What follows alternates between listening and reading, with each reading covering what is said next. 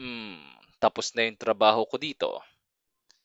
Pero sir, wala pa po kayong natuturo. Subscribe!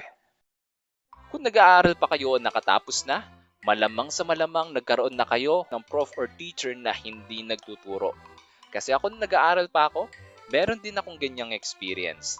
Pero buti na lang, majority ng mga naging teachers and prof ko is maayos magturo at masipag pumasok. Ito lang talaga yung hindi.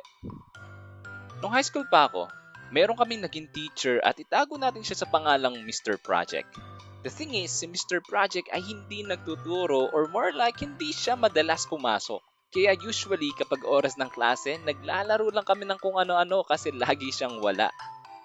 May mga panahon na bigla siyang sisipot ng klase. Tapos magugulat kaming lahat kasi bigla siyang papasok sa classroom. Pero hindi para magturo, kundi para maningil ng project.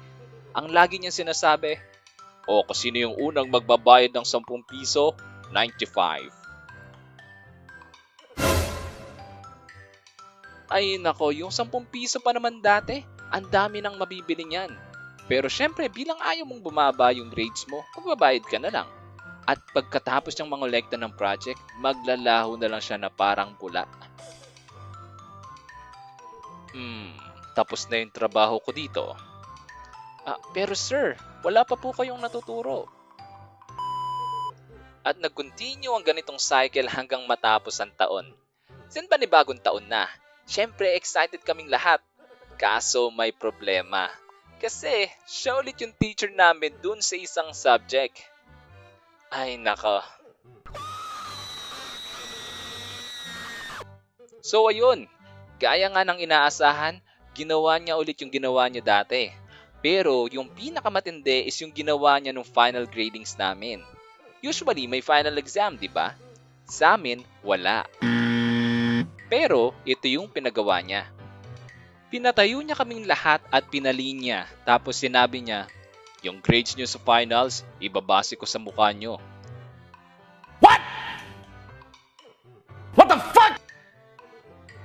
So paano yung criteria ng grades namin doon? Kapag mukha kang matalino or kapag maganda ka, mas mataas ang grades mo?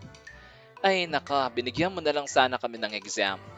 So ayun, lumapit siya sa amin at isa-isa niyang tinignan yung mukha namin. Ah, ano yung nakuha mong grades doon? Ha?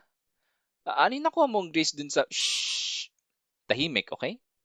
Huwag niyo nang itanong kung ano yung nakuha kong grades kasi matagal na yon, nakalimutan ko na.